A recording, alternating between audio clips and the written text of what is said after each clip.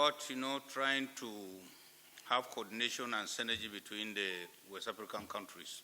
This decision has been taken by the ECOWAS and is for the generation of electricity throughout the region, so as to have robust, constant, and steady power supply. In case, it's just like a national grid we have here in Nigeria. Now we're going to have a regional grid.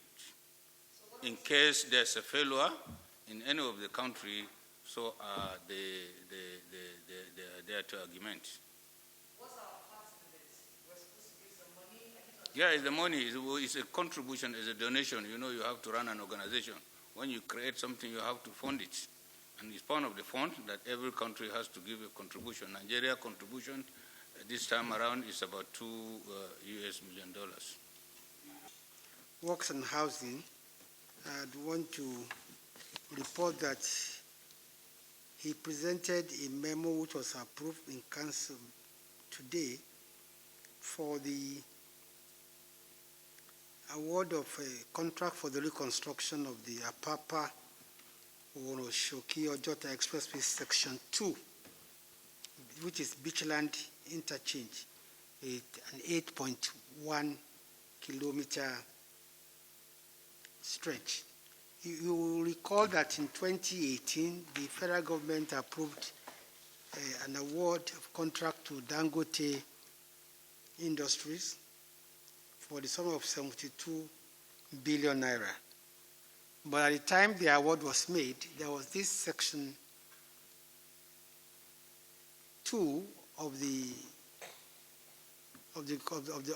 road that was in fairly good condition. But with the construction of the Oronshoki, project coming to an end, it now makes better sense to include that section which was fairly good, so that when the other section is still strong, it does not it doesn't start withering. So this contract was awarded today for the sum of 22,247 million naira 332,000. But please, you must know that this is one of the projects that's been awarded under the Infrastructure Tax Credit Scheme. In other words, it is awarded to Dangote, and Dangote is going to construct it, and over the years, it will be deducted from tax payable by the group. It's one of the various mix of PPP that this administration has developed, and this is not only restricted to Oronshoki and Apapa. It's the same that is being used in Obajana, Kaba, and I think the Nigerian liquefied natural gas is also using the same formula for the bridge to link Boni and Boro in River State. Another contract, another memo which he presented was for the award of approval for the award of contract for the dualization of Kanu Maiduguri Road. That is Section 1. That is the Kanu Wudil Shoaling section. Again, this is part of, I think, about 560 kilometer contract between Kanu and Maiduguri, and the section being awarded today, it was actually more of approval for an estimated total cost, because they found out that at the time of award, the condition of the road, certain foundation had to be made, so he was seeking for a revision and an increment in the sum of 8 billion naira, which will bring the total cost of the contract to 63 billion naira. It was approved by council today. Thank you very much. Information and culture. Mine is an approval we have obtained from the Federal Executive Council for national policy on virtual engagements in federal public institutions. And it is a joint memorandum between Ministry of Communications and Digital Economy and the Office of the Head of the Civil Service of the Federation. In January 2020, as we all know, the world had been taken by surprise with the emergence of COVID-19, in which the World Health Organization declared it as a global health challenge. And by 11 March 2020, WHO declared it as a pandemic. And that COVID-19 has disrupted the world and the way we conduct our activities. And now virtual engagements are becoming the new normal.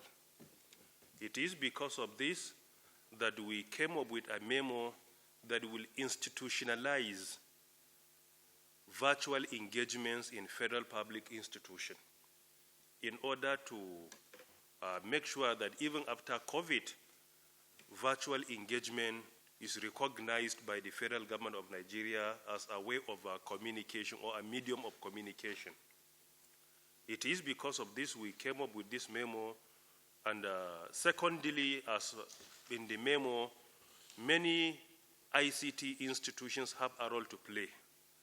Like National Information Technology Development Agency has earlier been directed to come up with regulatory instruments that will set up the minimum standards and guidelines for virtual engagement.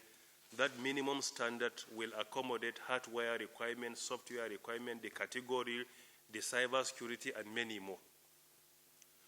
And furthermore, there are many benefits to that. Firstly, many of us today have adopted to the new normal. And we discover it saves costs, it saves time, and it also helps in improving transparency and fighting corruption. Because usually when there is a physical contact, it is true that means that corruption is being perpetrated. But when we minimize physical contact, then by implication we are minimizing corrupt practices and many more.